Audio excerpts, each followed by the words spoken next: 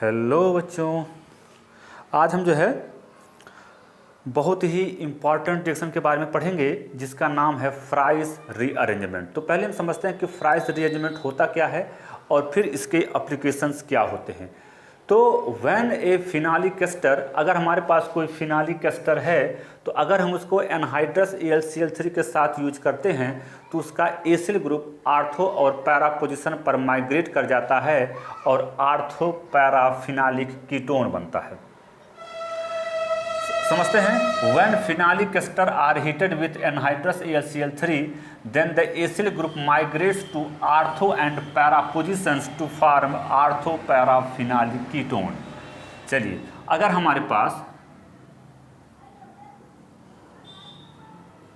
जो है एक फिनालिक एस्टर है, bond O bond C double bond O bond CH3 phenolic ketone है, फिनालिक एस्टर है और इसकी क्रिया अगर हम AlCl3 से कराते हैं, एनहाइड्रस AlCl3 से, तो ये एसिल ग्रुप माइग्रेट कर जाता है आर्थो और पैरा पोजीशंस पर। तो अगर आर्थो पोजीशन पर माइग्रेट करता है, अगर आर्थो पोजीशन पे माइग्रेट करता है तो उसे बोलते हैं आर्थो फिनालिक कीटोन, और अगर पैरा पोजीशंस पे माइग्रेट कर जाता है तो उसे बोलते हैं पैराफिनालिक कीटोन। तो बच्चों, हमने क्या जाना कि अगर हमारे पास कोई फिनालिक एस्टर है और उसकी क्रिया अगर हम एनहाइड्रस AlCl3 से कराते हैं तो क्या होता है, acyl group migrates to ortho and para positions and form ortho paraphenolic ketone, ortho paraphenolic ketone. चलिए, अब इसके बारे में थोड़ा सा डिटेल हम पढ़ते हैं। जो फ्राइज रीअरेंजमेंट होता है ये टेम्परेचर डिपेंडेंट होता है। इसको थोड़ा सा हम समझ लेते हैं कि जो फ्राइज रीअरेंजमेंट जो होता है, फ्राइज रीअरेंजमेंट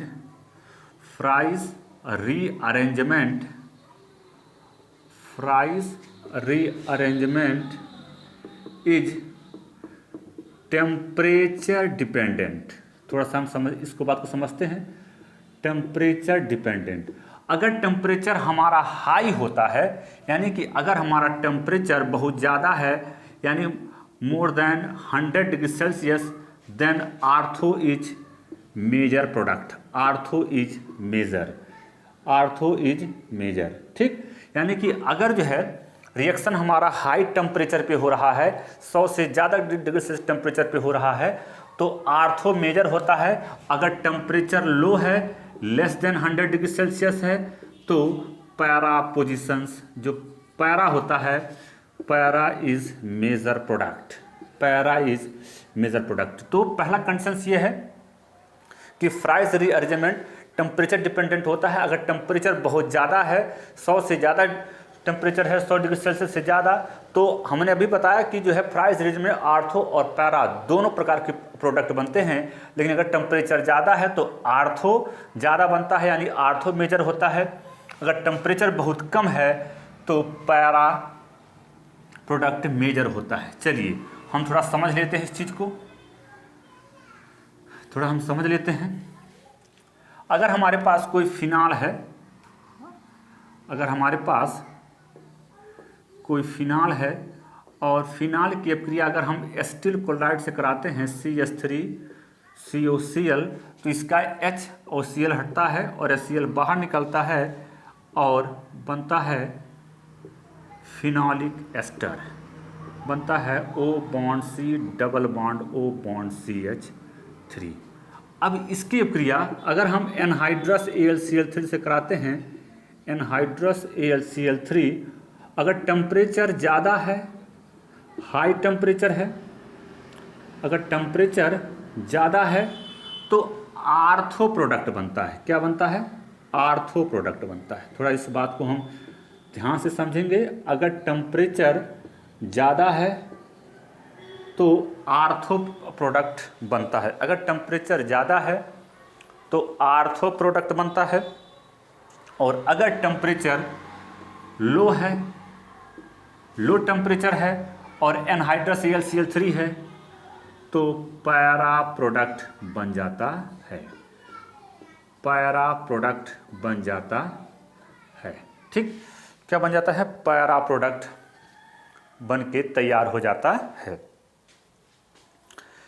तो हमने क्या समझा कि अगर टेम्परेचर ज़्यादा है तो आर्थो बनता है, और अगर टेम्परेचर लो है तो पैरा प्रोडक्ट बन जाता है।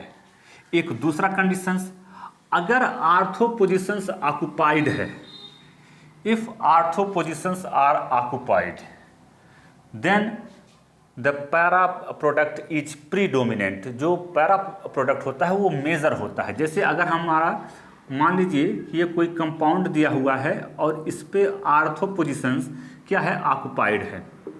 इसकी क्रिया अगर हम स्टील क्लोराइड से करा दें CH3COCl, तो पहले HCl बाहर निकलेगा और एक पहले हमारा एस्टर बनेगा, पहले हमारा O bond C double bond O bond CH3, ये CH3 ग्रुप है और ये CH3 ग्रुप है। और फिर इसकी क्रिया अगर हम एनहाइड्रस AlCl3 से कराते हैं तो अगर आर्थो पोजिशंस ऑक्युपाइड है तो पैरा प्रोडक्ट ही बनता है। इस बात को, तब यहाँ टेम्परेचर का ज़्यादा रोल नहीं होता है, तब टेम्परेचर का ज़्यादा रोल नहीं होता है, तब टेम्परेचर का ज़्यादा रोल नहीं होता है। तो हमने क्या समझा कि अगर आर्थो पोजिशंस ऑक्युपाइड नहीं है तो हमारा फ्राइज रीअरेंजमेंट टेम्परेचर डिपेंडेंट होता है। टेम्परेचर हाई है तो आर्थो मेजर होता है, टेम्परेचर लो है तो पैरा मेजर होता है। लेकिन अगर आर्थो पोजिशंस ऑक्युपाइड है, अगर आर्थो पोजिशंस ऑक्युपाइड है तो पैरा ही जो है मेजर प्रोडक्ट हुआ करता है, जो है हुआ करता है। चलिए बच्चों,